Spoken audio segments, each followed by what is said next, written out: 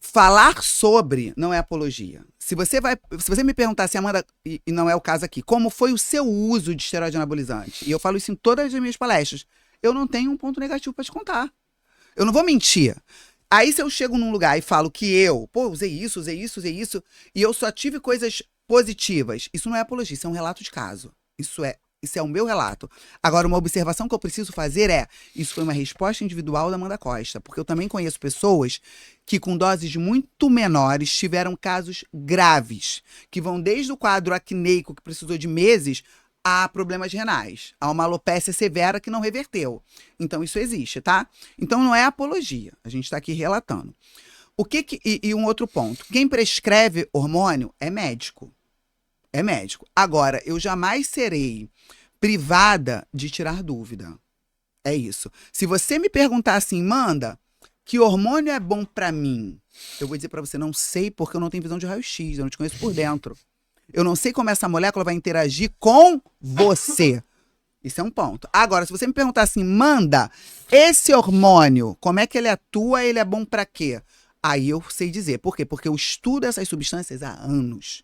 Num organismo saudável, eu sei como ela atua. Agora, eu não sei se o seu organismo está pronto a recebê-la. Então, porque as pessoas confundem. Tá falando sobre isso, mas não é médico. Não, mas o profissional de saúde, você que é nutri, você se for nutricionista, se for educador físico, cara, quando alguém chegar, a gente tem obrigação. Porque isso é um comprometimento ético. É o letramento científico, né? Então, vamos lá. O que eu percebo? A galera faz muita besteira. Por quê? Né?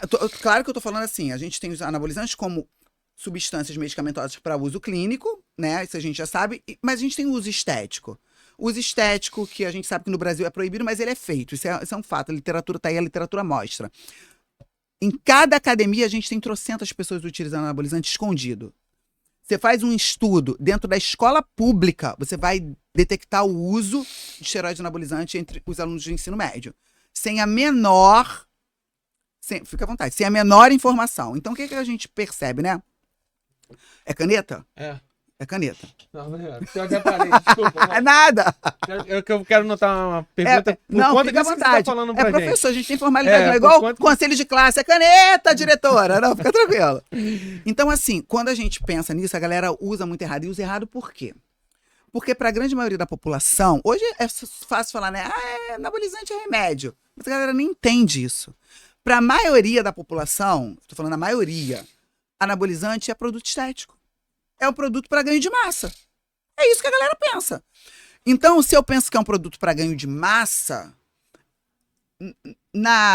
no inconsciente está assim, quanto mais melhor. Aí a galera vai combinar Deca com Dura, com Estano, sem entender que eu tenho, né, que olhar potencial anabólico, potencial androgênico, a via de produção, se é um derivado direto da testosterona, se é um derivado de uma molécula que deriva da testosterona, se é uma molécula, se aumenta os níveis de testosterona circulantes ou se apenas faz uma ação anabólica análoga à testosterona, porque se for esse o caso, o meu corpo entende o anabolismo acontecendo, aí o que ele percebe? Peraí, tem testosterona, posso diminuir a produção. Só que essa molécula, ela não aumenta os níveis de testosterona circulante, porque ela não é uma derivada direta da testosterona. De repente, o cara tem queda de libido. A mulher tem uma indisposição. Por quê? Porque já tem testosterona baixa, vai ter menor ainda. Então, a gente precisa entender a estrutura, a química da molécula. Isso não pode ser tão banal. Eu reforço, cara, eu não tenho nenhum juízo de valor. Eu uso anabolizante ou eu usei... Eu não faço juízo de valor. Mas... tem que entender. Então, assim, por que as pessoas usam muito errado? Saem combinando um monte de coisa. Porque só se olha pro potencial anabólico. O esteroide anabolizante, ela não age só no músculo. Aonde eu tiver receptor androgênico, eu vou ter ação. Aí eu tô falando de próstata, de sistema límbico, de couro cabeludo, de fígado, de coração. Eu tenho outros tecidos. Então, eu tô fazendo uma combinação. Porque né, tô dando exemplo. Um seca, o outro faz crescer. Cara, a gente tem N tecidos que estão sendo influenciados por uma dose de testosterona alta. Ou de derivados, né? E a galera não sabe disso. Então, a grande maioria faz os equivocados sim. E eu vou além pra você, tá? Tem profissionais que atendem, né? E eu também faço a mentoria. Então, assim, Às vezes eu tenho mais nutris do que educadores físicos, mas são ambos os profissionais que fecham a mentoria justamente para aprender sobre isso no individual. E trazer caso, tá? Cara, tem mentorado que chega para mim e fala assim, olha só, professora, chegou uma paciente ou um aluno meu que foi no médico e me manda às vezes foto da receita que o paciente mandou para ele e o médico passou isso. Cara, coisa que tu olha e fala assim, não faz sentido. Por quê? Eu não tô gente, pelo amor de Deus, eu não estou dizendo que eu sei mais que mais, não é isso, tá? Eu estou dizendo que muitas vezes existem profissionais, tanto na medicina, quanto na nutrição, quanto na educação física. Mas hoje, até dentro dessa área, para dar ao cliente o que ele quer, a gente está com prescrições que não são coerentes. Ah, vai morrer? Não vai morrer. Não estou dizendo que você vai, porque não é coerente. Às vezes é um efeito androgênico que vai ser muito potencializado. Pode, muitas vezes, porque, por exemplo, sei lá, a mulher tem um quadro já, um histórico de depressão e tal, ou o homem, né, principalmente, um quadro de depressão ou de agressividade, não importa. Aí o cara já chega, já começa usando uma trembolona, que tem uma ação forte no sistema límbico.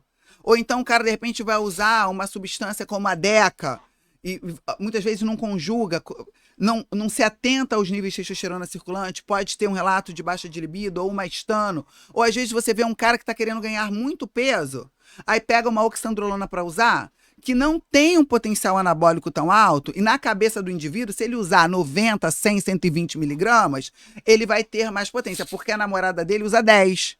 Então ele acha que ele tem que usar mais.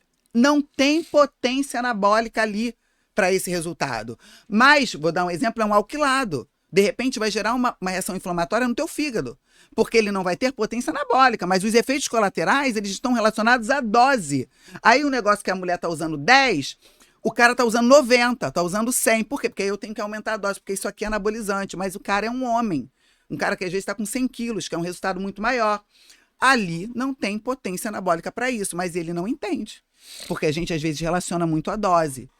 Se é um alquilado, se é um éster. Então, essas questões que são, tá vendo? Que são nomenclaturas mais diferenciadas.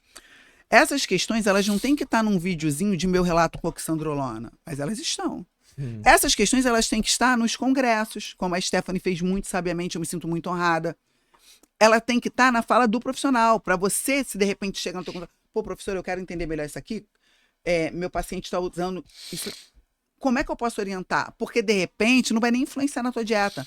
Mas você pega lá uma mulher que está usando oxandrolona, sei lá, há 1 ano, há 2 anos, que acontece, 40, 60, a mulher não faz um exame. Ela não faz uma função hepática, ela não sabe como é que está o fígado dela, mas ela está usando um alquilado. Significa que ela vai ter uma lesão hepática? Não, mas significa que é muito provável. Significa que ela tem que estar atenta. E aí ela vira para você e fala assim, não... Mas eu não tenho nada, porque minha voz não engrossou, não cresceu pelo, meu cabelo não caiu. Olha como ela tirou o olhar do risco. Porque para ela, efeito colateral é isso. Isso não é efeito colateral, isso é efeito androgênico. Efeito colateral é como está teu hematócrito, como está teu fígado, como está teu rim, como está o coração. É isso que é efeito colateral. Então a gente precisa investigar para poder dizer que você não teve nenhum. Mas a grande maioria dos profissionais também não vai ter esse discurso. Entendi. E é por isso que eu tô querendo... Criei aqui um mito e verdade. Criei um mito e verdade aqui porque você trouxe exatamente muitas informações aqui, principalmente porque você falou assim, existe a galera da estética e existe a necessidade do uso clínico, exatamente. Do uso clínico, né? E aí o mito ou verdade, né? Bora lá. Todos os homens falam assim, não, porque eu passei dos 30 anos, eu tenho que começar a tomar testosterona agora. Cara, isso é mito. Como eu digo, né? Vamos trazer, tá? Ah, não sou médica, mas vamos lá, de modo geral. Isso é mito. Por quê? Primeiro, quem falou que você tem que usar testosterona? Quem vai dizer... Agora a gente tá falando do estético. Pô, se você quiser um resultado estético que a tua taxa hormonal não dá mais, aí você vai ter que usar testosterona. Pro uso clínico, é mito. Porque você só vai usar se a tua produção de testosterona ela estiver desregular com a tua faixa etária. Agora, eu tenho 30 anos, eu tenho que usar testosterona, que eu quero o nível de testosterona de quando eu tinha 18. Pô, camarada, aí tá combinando Lé com Cré. Você quer O que eu também não acho que seja errado. Porque ao longo da vida a gente vai tendo esse hormônio diminuído, principalmente os homens, e eu vou percebendo isso na minha disposição, na minha libido, na minha qualidade de vida. Eu sempre digo, testosterona é vida. testosterona, né, de modo geral, de maneira controlada, é menor perda de massa magra, tá? Não tô nem falando de ganho, é menor perda, é mais cognição, é um sono melhor, é o controle também do cortisol, é maior densidade, melhor densidade óssea. Então, é claro. Aí, vamos pensar, né, num cara que vai fazendo reposição de testosterona, mantendo esses níveis um pouquinho acima, impedindo a queda, vamos dizer assim, tá? Compensando. O que é esse mínimo? É os 600, 800? Vamos dizer assim, mantendo a faixa que você deveria ter na sua idade. Porque normalmente, essa vai cair. Era nesse ponto que eu ia chegar. Por quê? Hoje a gente tem um estilo de vida diferenciado. Todo mundo tá estressado, todo mundo dorme mal. Então, há anos atrás, se você pegasse um cara, muito provavelmente os níveis hormonais iam dar na faixa da idealidade. Hoje é comum você ver um cara de 30 que já não bate o que ele tinha que ter. Um cara, isso é comum. Então, já tá ali abaixo, pô, eu quero puxar pra cima, eu quero manter legal. Eu não acho que isso é ruim. Por quê?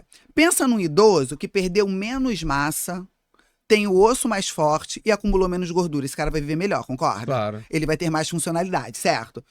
É isso que, teoricamente, a gente estaria promovendo. Mas aí tem outras questões industriais, farmacêuticas por trás, que não entraremos no debate, tá? Mas pensando nisso é bacana. Agora, dizer que todo mundo tem que repor é mito. Existe estímulo natural para que você possa aumentar a sua testosterona? Cara, isso tem a ver com exercício físico e alimentação? Então, vamos lá. Existe um estímulo de manutenção. Porque a galera tende a pensar assim, se eu treino for... A própria musculação, ela tem um impacto positivo na liberação de testosterona. Se eu durmo melhor, um impacto positivo na liberação de testosterona. Eu vou ter mais testosterona. Não é sobre isso. Você vai ter o normal. Se você não treina, tem uma vida sedentária, tem acúmulo de gordura, se você dorme mal, você tem esses níveis de hormônio suprimidos. Você tá entendendo? Então, esse estímulo natural é para manutenção, para que você tenha essa produção otimizada. Não significa que você vai ter mais do que você teria. Mas você diminui, você impede, vamos dizer assim, você atrasa essa supressão, ok? Agora, uma vida estressada, que você não dorme bem, que você tem obesidade, que você se alimenta muito mal, obviamente que esses níveis, aí você vai lá, faz a dosagem, tá abaixo do que deveria. É óbvio, aí é o estilo de vida. Você controla, muitas vezes regula, não precisa repor. Sim. Aliás, é muito comum que isso aconteça. Você pega a pessoa ajusta o estilo de vida, claro, né, que a pessoa que comia mal, que não treinava, quando ela vai dosar, tá tudo legalzinho. Às vezes ela não precisa da reposição. Agora, em alguns casos vai precisar, então é mito.